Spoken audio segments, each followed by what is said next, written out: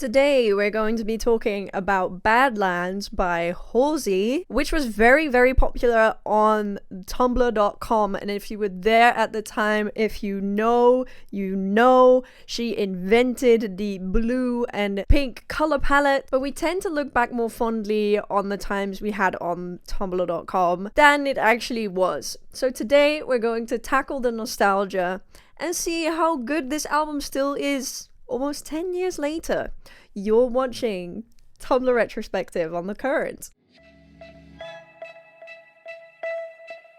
Halsey is a 30-year-old singer from Edison, New Jersey. If you were on the site, you knew she pretty much took over the site with her bright blue hair, sometimes with the yellow part on the side, and her career really took off with her Room 93 EP from 2014. And then in 2015 she released Badlands with the singles Colors, Ghost, New Americana. I had to Google this, but it is her second most successful album to date, right after Manic, which came out in 2020. It's only about 200,000 sales under, so pretty much her still most memorable album. People really remember her from around that time. And yeah, she was just everywhere. We'll get into some of the reasons why. One of the things I want to say right out the gate is that she was actually a Tumblr veteran. She had a blog with thousands of posts that she deleted right before Badlands came out. She has since opened a new one, which I'll get to later. She was so popular on the platform that she had a post go viral.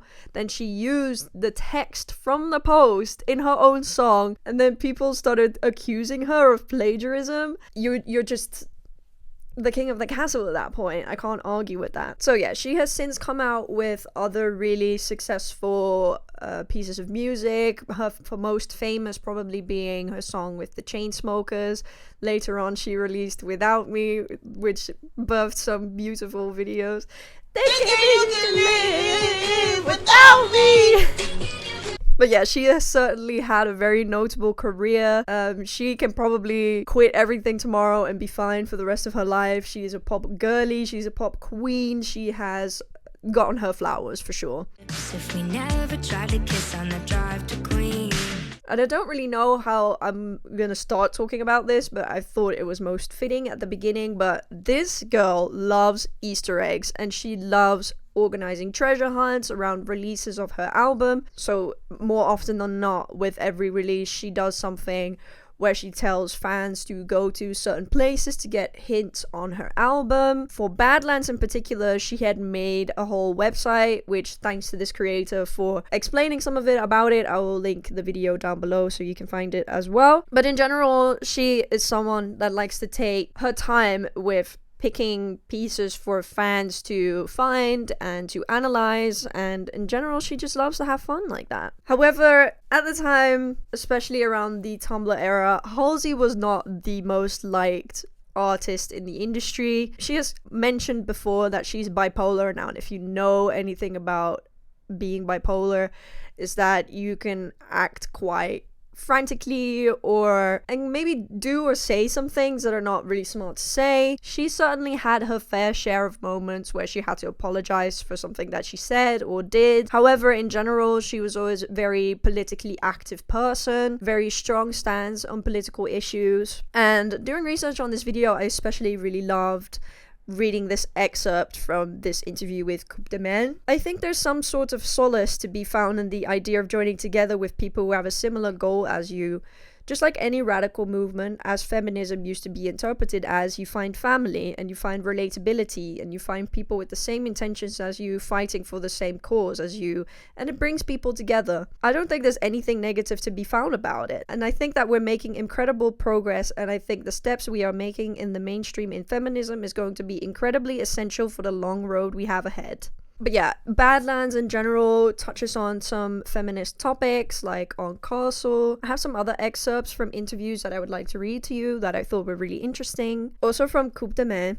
Do you think it's important to break down society's preconceived notions and expectations that women are always expected to have a man in their life or they're a failure? Absolutely. Most of my music is about not belonging to a man or about my experiences removing myself from toxic relationships and experiencing being single and embracing who I am as a person. The person who you are does not define you. Oh. The person who you are with does not define you. And it's the most important thing that girls need to learn these days. Be it a man or be it a woman, whoever you are in love with, your partner does not define you. Because at the end of the day, you need to be your own best friend. Also from Coupe de Main, I see so many kids on Twitter and on Tumblr who are sharing information with each other, educating each other on their religions, educating each other on what's going on in their countries, because the internet has opened up a global forum for people to talk about what's happening all over the world, educating people on other viewpoints from certain race and from certain class and from certain religion. I think that's a fucking incredible thing that the internet has given us. Hi, so computer retrospective here. So yeah, I will be going through Halsey's old blog or some of the posts. Yeah, fan was asking her about advice on being more confident. She was really opening up about her own experience being insecure, and besides picking apart her flaws here, she also just starts talking about things that she likes about herself, and I thought that that was so endearing. And this was one of those moments in the research where I really was like noticing in real time how I was turning around to her. And she just genuinely gives really good advice, like saying she loves face masks, fake eyelashes, lotions, bath bombs, so 2015. But she's right, like it does help you be in your body and be grateful at the same time for having a body that works. She just gives really good advice here, and I thought that was really endearing and beautiful. And this one as well, someone asked if she had advice on starting out as a young musician, and then again she gives really good advice. She says, stay authentic, don't cater, never do anything because you think it's what you're supposed to do or because people want it. 99% of the time when you hear someone has failed, it's because they let someone else interfere and didn't stay true. You don't see many Billboard articles that say my career was over because I stayed true to myself. That's wonderful. I will leave the link to this below because she has some great writing challenges as well that people give her, like writing something without using the letter E or describing the color black. Like it just really again opened up to me what a great writer she really is and how super talented she is. In doing research for this video, I really loved scrolling through her most recent Tumblr blog.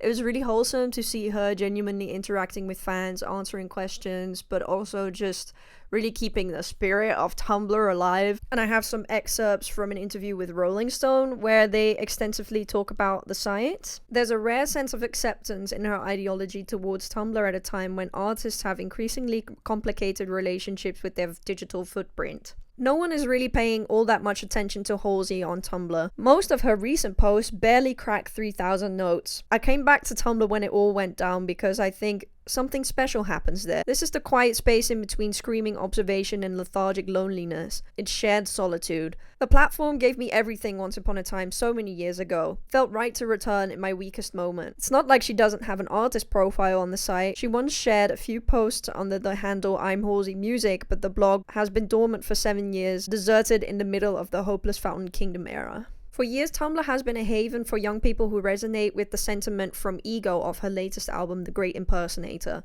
There's an element of world building involved in curating a blog. It's especially helpful for those hoping to make sense of their complicated emotions or yearning for their life to look more like the art and words that they share and repost. We'll be looking for But before we get into the album, let's talk about the album cover, which is actually the first album that I can't show you physically because I do not own it. The reason for that is because I didn't like Halsey at the time and I used to be a Halsey hater. I've since come around. I became a fan of BTS in 2021 and she has a very good song with BTS. BTS really like her. They have a really good working relationship and she has worked with my favorite member, Suga, many times. So I've come around.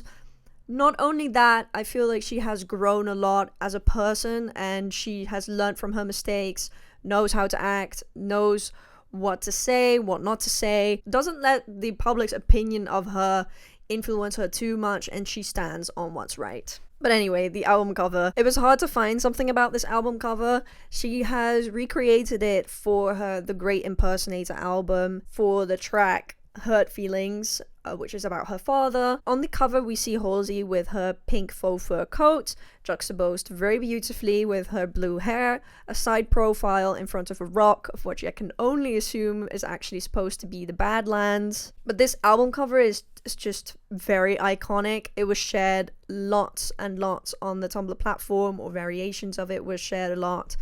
I personally really like the color scheme that was chosen, the pink and the blue. I think those colors look very beautiful together. But unfortunately, yeah, I couldn't find that much about where it's shot, what the meaning was, why she took it, which is sad, which is why I decided to come away with a little personal interpretation. That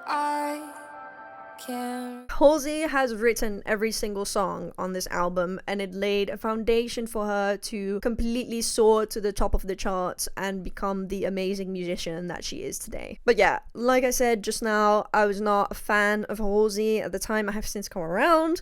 I do think it's interesting if we talk about what some of my issues were. I thought at the time, now don't be mistaken because this was 10 years ago, so I was also 17. I just kind of had this image of her that was not really 100% correct. I saw that video of her singing in the shopping mall. Don't waste your time on me. And I just couldn't handle it.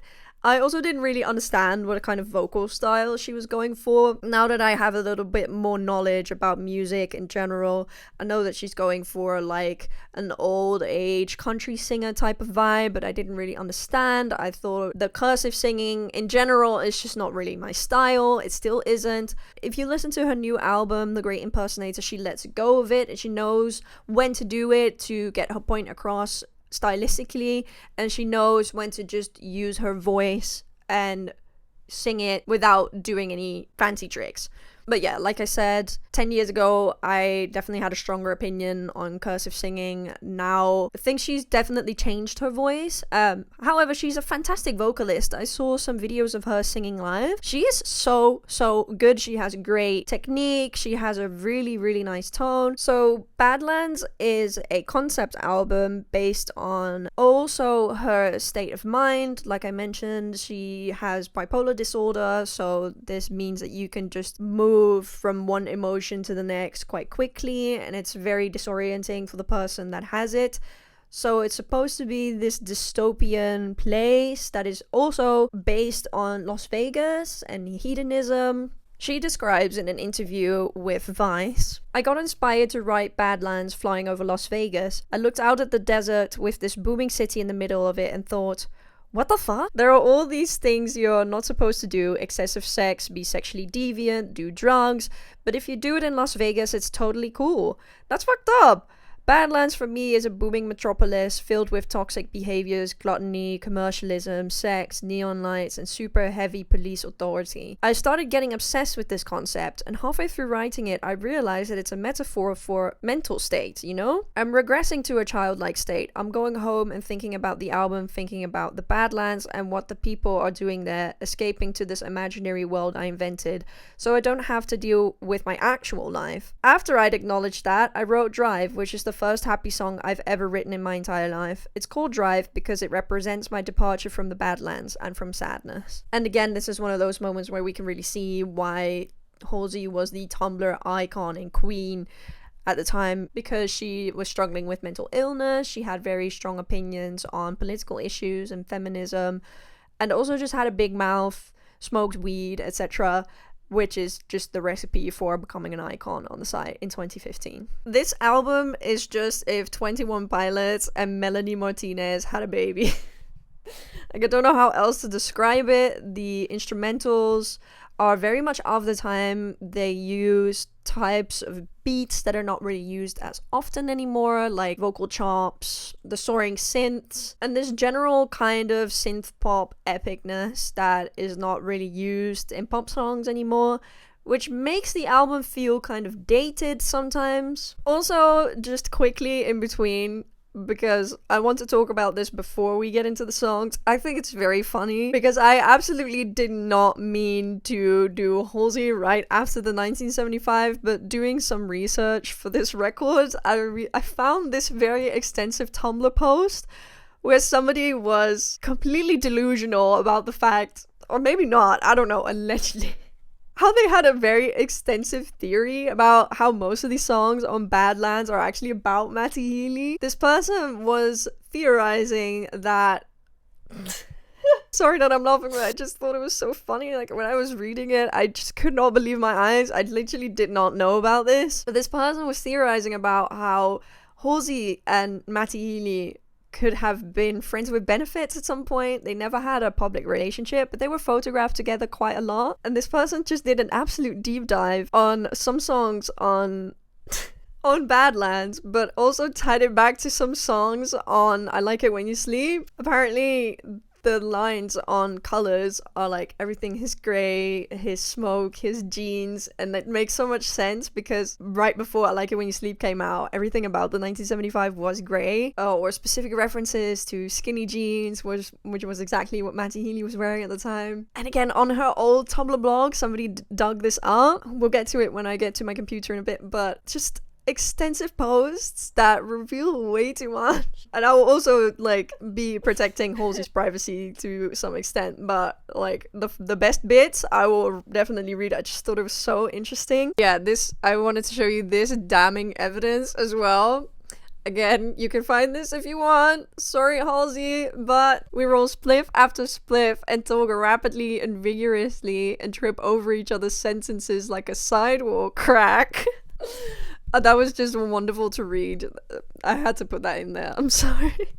And the fact that the 1975 have a song on I Like It When You Sleep called She's American, even though up until that point, Matty was not dating any American girls. Except... Anyway, so I just thought this was so funny. I had to mention it before we got into the songs. Okay, so I'm not going to be talking about every single song on this album, just because, especially around the first time that I was listening to it recently, I just noticed it's not really my vibe.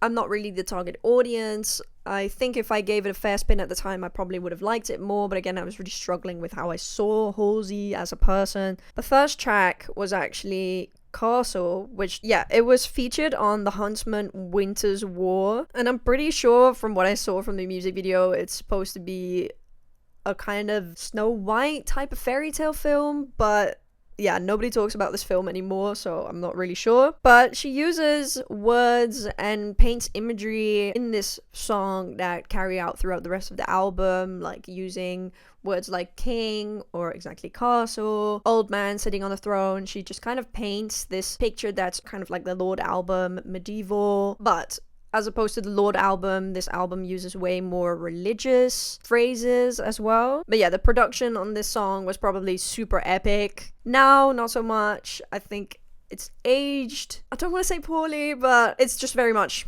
a product of 2015. You can tell that when you listen to this song. Then we have New Americana, which has iconic lines like raised on Biggie and Nirvana, high on legal marijuana. And it has a sentiment that's kind of corny, but I'm pretty sure that for those girls who were 13, 14 when this came out, it was the coolest song in the world. And I do think it has very Lana Del Rey-esque drum patterns that almost feel like they're coming from a marching band, and it's a millennial anthem. Then I have to talk about Colors. This was the song that I was talking about with the Lilac Sky line, which went viral on Tumblr before it even became a hit, and she was accused of plagiarizing her own lyric, and that must have been so crazy to experience. This song was the Tumblr anthem again.